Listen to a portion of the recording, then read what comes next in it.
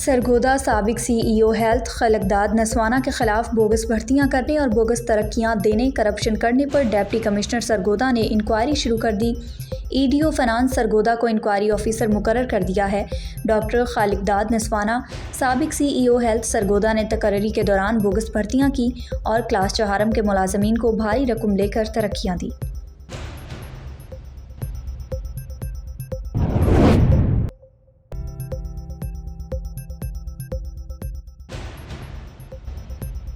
شہید ذوالفقار علی بھٹو اور شہید محترمہ بے نظیر بھٹو کا آبائی شہر لاڑکانہ لاوارث بن گیا۔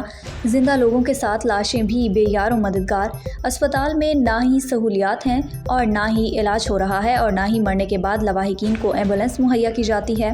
ورثاء احتجاج کریں تو ان کے خلاف ڈاکٹرز ہڑتال شروع کر دیتے ہیں۔ سندھ گورنمنٹ اقدام اٹھانے سے قاصر۔ حکومت کی جانب سے دعوے تو بڑے بڑے کیے جا رہے ہیں لیکن ہر منصوبہ کرپشن کی نظر ہو جاتا ہے۔ یہ ڈیڈ باڈی 2-3 گھنٹوں سے لاڑکانہ میں پڑی تھی مگر کسی بندے نے بھی ان کی کال نہیں اٹھائی۔ میں نے ایم ایس کو کال کی 1 2 10 دفعہ، لیکن پھر میں مجبور ہو کر راضی درے کے قریب ایک پیشنٹ کو دوسرے کو پرائیویٹ ایمبولینس کروا کے فی سبیل اللہ لے کر جا رہا تھا۔ مگاتی 1112 ریسکیو کی آفیس ہے لیکن کوئی ریلیف نہیں ہے۔ خدا کے واسطے اس ہفتے میں یا 1.5 ہفتے میں 1112 کے جو لوگ ہیں وہ ٹریننگ کر کے بھی آئے ہیں، ہاسپٹل بھی تیار ہے، اس کا افتتاح نہیں کیا گیا۔ تو میں ریکویسٹ کر رہا ہوں ساری سندھ کے سوشل میڈیا کی اور ان کو جو سوشل ایکٹیوسٹ ہیں کہ ایک ہم پرامن اسٹرائک کریں گے کہ 1112 لاڑکانہ میں جب 1 سال سے لے کر آئی ہے اور بالکل ریڈی ہے اور وہاں کے عملے جو بھی عملہ ہے وہاں کا اسٹاف ہے اور سینئر ڈاکٹرز ہیں، ان کی ٹریننگ بھی ہو چکی ہے، پھر بھی ہمیں نہ 1112 کی سروس ملتی ہے نہ ہمیں 1112 کی ہاسپٹل میں اس وقت تک جانے کی اجازت ہے۔ Shahdadpur institute of medical science کے ڈائریکٹر نے سمز اسپتال کی emergency ward, O P D ward, gynae ward, dialysis ward سمیت اسپتال کے مختلف شعبہ جات کے سینٹرز کا معائنہ کرتے ہوئے اسپتال میں صفائی ستھرائی کے معیار، ادویات کی فراہمی اور ڈاکٹرز اور دیگر سٹاف کی حاضری کو بھی چیک کیا۔ انہوں نے صحافیوں کو شہداد پور انسٹیٹیوٹ آف میڈیکل سائنس اسپتال کی کارکردگی پر بریفنگ دی اور مریضوں کو اسپتال میں ملنے والی سہولیات کے بارے میں آگاہ کیا۔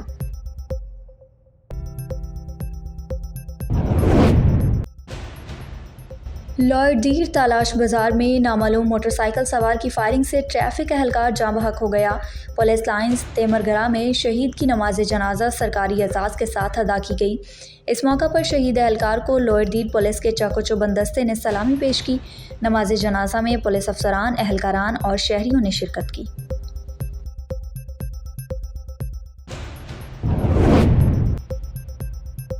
ہیڈ مرالہ کلووال روڈ عرصہ دراز سے ٹوٹ پھوٹ کا شکار ہے، اس کے ساتھ سوتیلی ماں جیسا سلوک کیا جا رہا ہے۔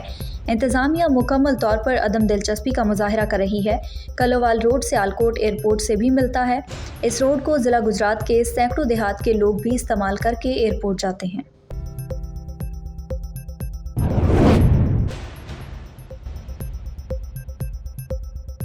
ننکانہ صاحب ڈی پی او اعجاز رشید کی ہدایت پر ضلعی پولیس ننکانہ کی ماہ مارچ کی کارکردگی رپورٹ جاری کر دی گئی۔ جرائم کے خاتمہ تک مشن جاری رکھنے کا عزم۔ ڈسٹرکٹ پولیس ننکانہ صاحب کی جانب سے جاری کردہ رپورٹ کے مطابق پولیس نے جرائم پیشہ عناصر کی بے یقینی اور سرکوبی کا عمل یقینی بناتے ہوئے ماہ مارچ میں 9 خطرناک ڈکیت گینگز کے 29 ملزمان گرفتار کر کے ان کے قبضہ سے 71,52,000 روپے سے زائد مالیت کی نقدی و مال مسروقہ برآمد کیا۔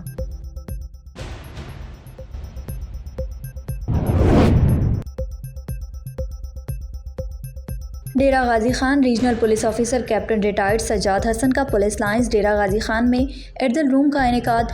محکمانہ سزاؤں کے خلاف کی جانے والی 66 اپیلوں کی سماعت۔ آر پی او نے اردل روم میں تسلی بخش جواب پیش کرنے پر 50 اپیلیں منظور کر لیں۔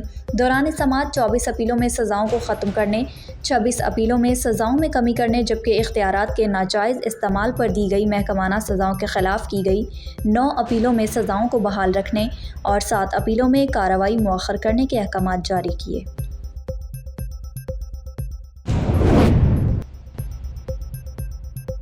شجاع آباد میں مہنگائی کے باعث لنڈے بازار سے خریداری کرنے والے بھی پریشان۔ رمضان کا دوسرا عشرہ شروع ہوتے ہی شہریوں کی بڑی تعداد شاپنگ کے لیے بچوں کے ہمراہ خریداری کے لیے نکل پڑے۔ بازار میں ضرورت کی ہر اشیاء موجود ہے، لیکن قیمت زیادہ ہونے کے باعث شہریوں کی پہنچ سے دور ہیں۔ شہریوں کا کہنا ہے کہ شہر کے بازار اور لنڈے بازار کی قیمت میں کوئی خاص فرق نہیں رہا۔ استعمال شدہ چیزیں بھی پہنچ سے دور ہیں۔ بڑھتی ہوئی مہنگائی نے شہریوں کو پریشان کر دیا۔ عید کا تہوار بھی قریب ہے، پہلے لنڈے سے چیزیں خرید کر گزارا کر لیتے تھے، جو اس بار ممکن نہیں رہا۔